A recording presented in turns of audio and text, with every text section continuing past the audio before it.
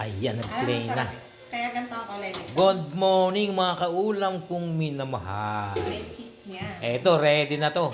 Ito raw minuto ko, may cheese. Nilagay mo ng cheese, mami, edi ang sarap lalo niyan. Ba't parang kukunti ng sabaw natin? Ay siyam naman Wow. yan. Meron tayong minuto mga kaulam. Nilaga sa munggo. Ay, kita nyo naman, ang lahok. Grabe, halos. Wala nang mapuntahan ng sabaw dahil sa dami ng lahok. Meron tayong ukoy. Meron tayong tukwa baboy, mga kaulam. Ayan, ha. Tukwa baboy. Ay, sarap talaga naman. Nagugutom na ako. Kain na tayo. Sa istante, meron tayong humba.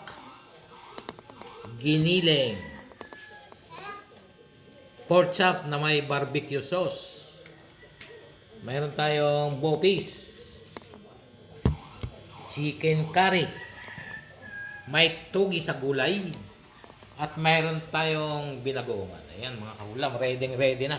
Pwede na ulit kayong sumalakay. Kahapon, muntik nang maubusan ang mga parokyano ko.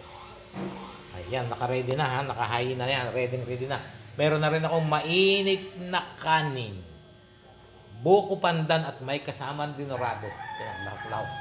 Naka-ready na rin aking mga lamisa. Meron pang salamin. Kung gusto nyo habang kumakain naman na lamin, pwede pa. Lalong-lalo na aking mami, ready na rin. At saka si madam, ready na din. Kaya pwede na kayong umorder. Ayan. Samantalang kapaligiran ay napakaganda.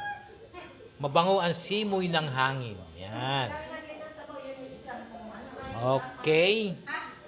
Pwede na kayong umorder. Pwede na kayong maglakad papunta dito sa Barangay 5. Kanto ng Alpay Street at Franchise Street. Okay, bye-bye. Salamat po sa Diyos.